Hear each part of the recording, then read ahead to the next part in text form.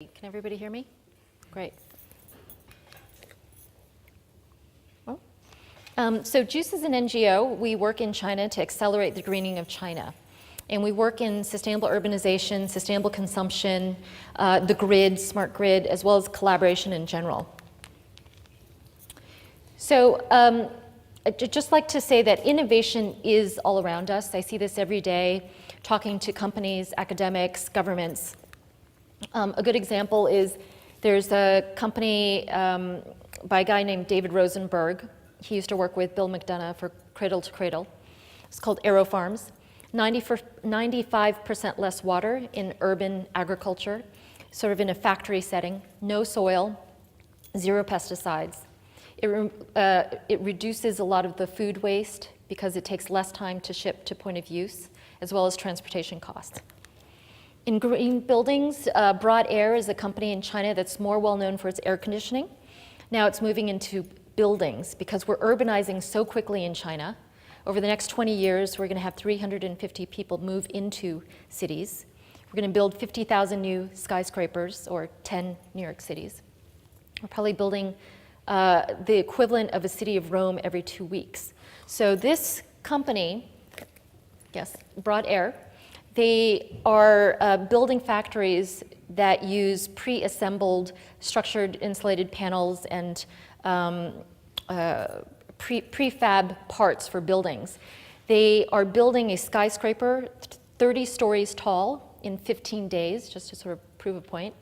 They're going to be building 100 of these factories, most of them in China, so that they can build housing for this urbanization trend as quickly as possible, not only in China, but also other developing nations. In waste, a friend of mine who's the Chief Sustainability Officer of BT, he talked to me about what they're doing, the wonderful work to connect the Olympics. But the innovation is where they put most of the stuff in the cloud so that you don't have local IT hardware. And they're reducing the number of products that they use, the number of types of handsets, for example, at the different locations, so that they can refurbish all of this and distribute it a little bit more easily after the event. In the Shanghai Expo in 2010, the London Case Pavilion in the Urban Best Practices area was built by a company in China called Zero Carbon Systems, and it was the first public zero carbon facility in China, as well as all the disposable utensils were made to be eaten. For the Shanghai Expo, my organization, JUCCCE, worked with 9 pavilions, a company called PB, Parsons Brinckerhoff, NGO called GIGA, and other organizations, this school called YK POW, to take the waste from 9 of the pavilions, which cost anywhere from $80 to $130 million each for use in just 6 months, or during 6 months. We took the waste and we built a new secondary school, which is now being used in Shanghai. So 9 pavilions equals 1 new school. So I guess the key message is that it's not just about the innovation that we're doing, what we're working on, but who we work with to do it. So collaborative consumption, you might have heard about Joanna Lumley teaming up with Marks and Spencer, who's been working with Oxfam for a while. In the first 6 weeks, they brought in 500,000 or 500,000 pieces of clothing.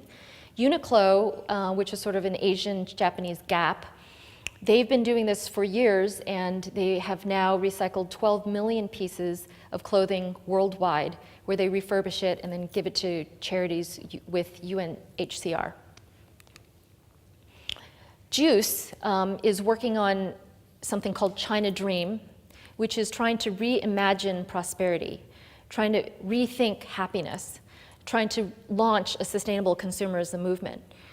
This is a really big job. It's sort of an innovation in the way that we behave. And the only way that we can do this is not by creating a new technology within one organization, but by bringing in people from around the world, Western creative thinkers like Saatchi and Saatchi S here in London, with the people on the ground in China who are thinking about traditional Chinese culture and values and how they apply to, let's say, the new urban environment, the new modern realities of 300 million middle class, turning into 800 million middle class by 2025. We're also working with the government and researchers on how to do consumer behavior changes in policies and then pilot them in cities across China. So it's not just about the type of innovation that we're working with, but how can we think about win-win opportunities where we can bring all these stakeholders together to create fundamental systemic changes, not incremental changes.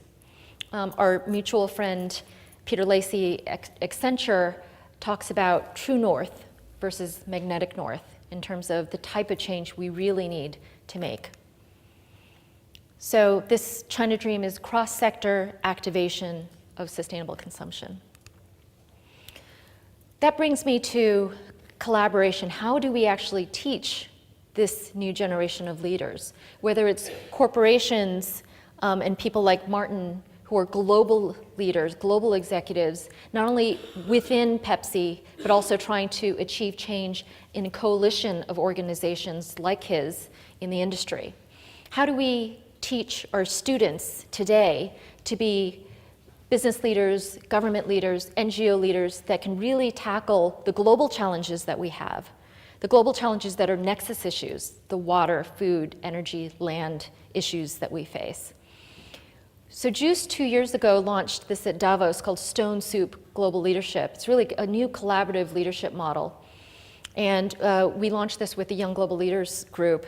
And it was really incubated within JUCCCE to say, if you think about the European fable of stone soup, where a poor traveler comes to a little village and says, may I have some bread? I'm really hungry. And the first person she comes to says, I don't have any food for myself, please go away.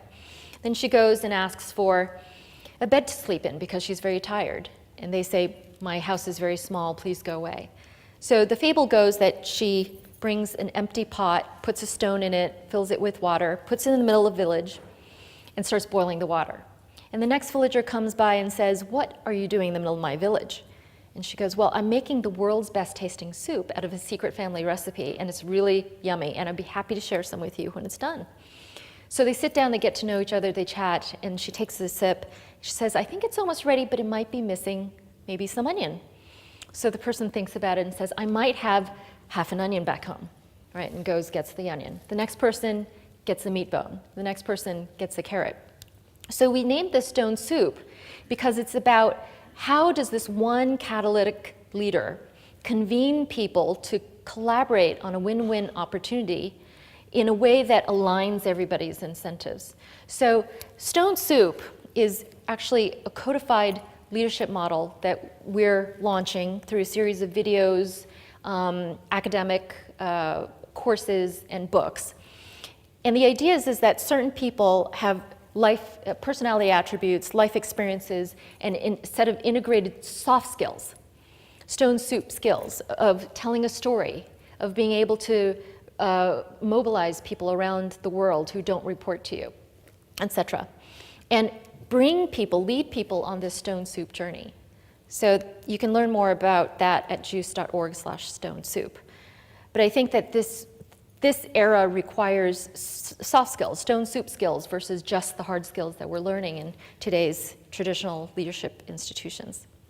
So the last thing that I'll talk about is we need to scale incremental projects through collaboration, but also leveraging channels. So I'll talk to you briefly about this mayoral training program that we've been running for 4 years with the government of China, the training academies of China, where we leverage a very unique opportunity, a very unique channel. The communist government trains their government officials 12 days a year. It's mandatory retraining. And they get to choose the class. So we are teaching how to build sustainable cities. So these people, 40 of them at a time, 50 of them at a time, might sit in a class for 2 weeks to a month. And we'll bring them to, let's say, bring the US Department of Energy, or Nikki Gavron, the former deputy mayor, talking about London's climate plan, Coca-Cola, sorry, PepsiCo, bringing them to the first peat bottle recycling plant in China, and they learn best practices. So we are able to take things like Martin's idea in water and translate it, bring it to this class. Maybe it's a water resilient cities class. And immediately you have, let's say, 6, 8 cities, mayors, say, I want to do this in my city. And because they're sort of kings of the kingdom in China, they have tremendous control over land use. They can make this happen not in years, but in months. Sorry, the fonts are sort of weird, but mayoral training, you can take a look at our program. Where you do this really makes a difference as well. So has anybody heard of the Anthropocene era, right, where humans are terraforming the world? You can't really understand this unless you're in China. And you go to these cities, and every little city has a diorama of buildings this small showing what their city is going to look like in 10 years. And they have a little video of what this is going to look like and why you should invest. Again, the amount of building here is phenomenally scary, right? Scary in that they're reforming, terraforming huge regions at a time. This is a region, a student of ours came to our eco-heritage tourism class. This is the Beijing CBD, Central Business District. This is her district. She wants to rebrand this entire thing, this entire region as eco-heritage after our class. So my message is, individually we can innovate, but only together can we transform systems. So I'd like to have you take away 2 questions. How are you going to go back and train your organization on new collaborative skills needed to transform your business models and take them across society? And then the second question is, how can you leverage NGOs to scale these innovations through unexpected win-win opportunities and channels? Thank you.